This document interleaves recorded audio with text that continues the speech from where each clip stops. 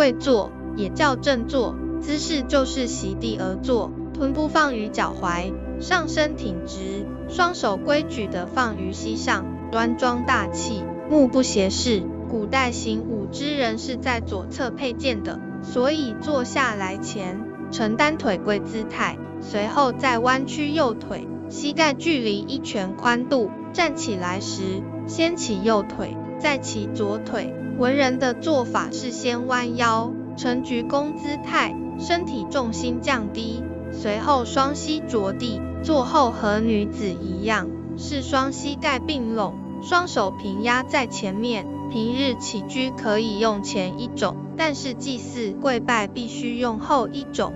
早上跪坐1分钟可治腰痛，腰痛不一定是腰的问题，腰痛通常是因为脊椎不正、用脚方式、血液循环不良等3大原因。然而只要每天早上跪坐1分钟，1个月左右腰痛就会明显改善。跪膝法还有一种养生方法叫跪膝法，两腿跪在比较厚实柔软的物体上，像沙发、床垫之类的东西上，然后用膝盖走路。跪膝法正是因为打通膝盖上的犊鼻穴，使体内的气血下行，运输到膝盖处，膝盖上的新鲜血液多了，自然就可以润滑生锈了的膝关节，减少膝关节的磨损。中医常说通则不痛，痛则不通，而跪膝法打通气血，就好像给膝盖上了润滑油，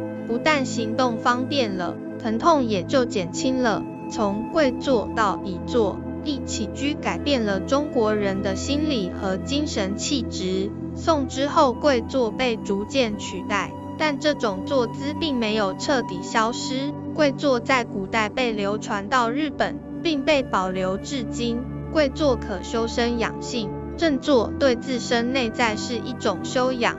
古人凡事讲正，讲中和之气，故时有礼仪之正，方可有心气之正也。当人们端坐着，也是对自身内在的一种修养。跪坐讲究的是通过坐姿达到一种修身养性，提升自身气质，内外调和，和气互生，寻求的是一种内心与身体的协调统一。在古代，君是臣以礼，臣是君以忠，君臣之间很讲究礼仪。当臣下礼拜君王的时候，君王严肃恭谨的正坐，是一种最恰当的表达，端庄严肃，表现中华古人处事严谨。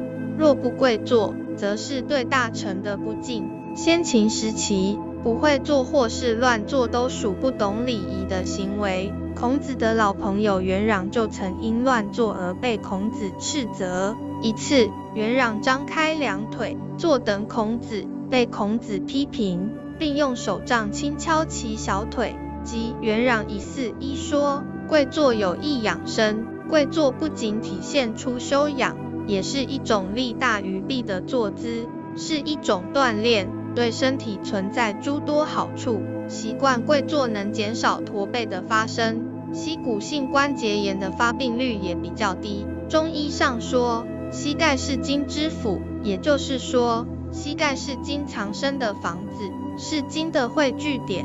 黄帝内经又说肝主筋，肝开窍于目，所以跪膝法还具有养肝护目的效果。跪坐可以刺激人体的胃经、脾经以及肝经，保持其通畅。这几条经络对人体健康至关重要，即便是身体虚弱的成年人，脾胃不好以及肝火太旺，都可以通过跪坐来逐渐恢复健康。跪坐可以刺激到小腿胃经，使血液充盈到足三里这个穴位。足三里堪称人体第一要穴，刺激这个穴位可以达到养生的效果。很多人足三里这个穴位并不敏感，这就是中医上所说的血不下行造成的。这个情况可以通过跪坐来解决。